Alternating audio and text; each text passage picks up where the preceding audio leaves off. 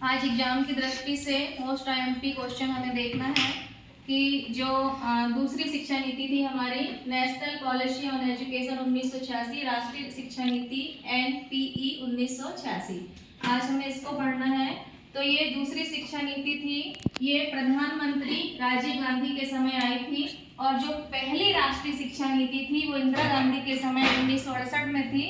और अभी ये जो दूसरी हम पढ़ रहे हैं ये है राजीव गांधी के समय की दूसरी शिक्षा नीति यानी कि नेशनल पॉलिसी ऑन एजुकेशन 1986। अब हम इसकी बात करेंगे तो राष्ट्रीय शिक्षा नीति एनपीई 1986 को कुल 12 भागों में विभक्त किया गया है, जिसको हम स्टेप बाय स्टेप प्रत्येक भाग को देखते चलेंगे। तो नंबर 1 में इन्होंने कहा था कि शिक्षा का राष्ट्रीय स्वरूप। तो शिक्षा के राष्ट्रीय स्वरूप में देखो इन्होंने बात की थी 10 धन 2 धन 3 की। तो संरचना और राष्ट्रीय पाठचर्या का ढांचा इन्होंने ये बताया था कि कक्षा 1 से लेके कक्षा 10 तक की यानी कि कक्षा 1 से 10वीं तक की जो शिक्षा है वो बुनियादी शिक्षा रहेगी। और बुनियादी शिक्षा के अंतर्गत शिक्षा, श्रम, व्यवहारिक जीवन कौशल, आत्मनिर्भर, पढ़ना लिखना मतलब बच्चों का समग्र विकास वो करवाया जाएगा।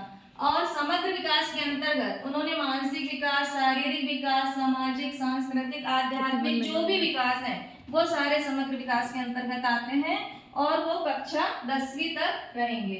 फिर उन्होंने ये पाठचर्या ढांचे में दूसरे जो नंबर 2 आता है 10, ये तो कक्षा 1 से 10वीं तक की बात हो गई कि इसमें समग्र विकास हो जाएगा, बुनियादी शिक्षा हो जाएगी।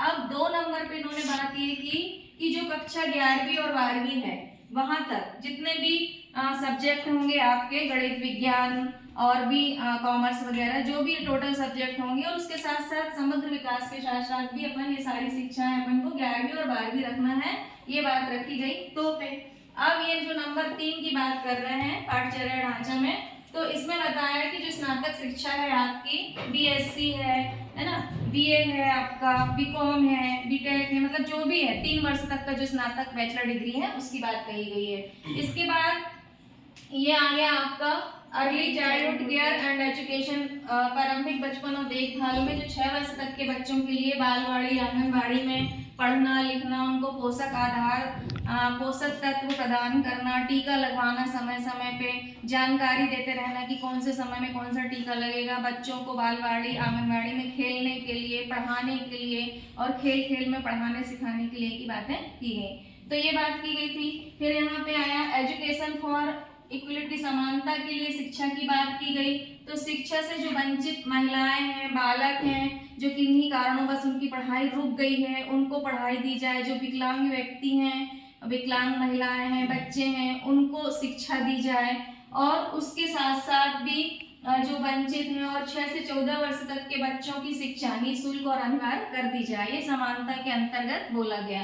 अब हम आगे देखते हैं कि ये देखो प्राथमिक शिक्षा और ऑपरेशन ब्लैक बोर्ड की भी बात 1986 की शिक्षा नीति में बोली गई थी कि प्राथमिक शिक्षा और ऑपरेशन ब्लैक बोर्ड क्या होता है कि इसमें मूलभूत सुविधाओं की बात की गई थी कि इसमें 2 पक्के कमरे होना चाहिए और 2 शिक्षक तो हो लेकिन साथ में एक महिला शिक्षक भी होना चाहिए, खेल सामग्री और आपका अलग से लड़के और लड़कियों के लिए वॉशरूम, शौचालय वगैरह भी होना चाहिए और बिजली, पीने के पानी की सुविधाएं, इतनी सारी मांग की गई थी आपकी किसमें, प्राथमिक शिक्षा और ऑपरेशन ब्लैक बोर्ड में। तो ये प्राथमिक शिक्षा और ऑपरेशन ब्लैक बोर्ड ये आपका 5 नंबर में भी आ सकता है अलग से क्वेश्चन।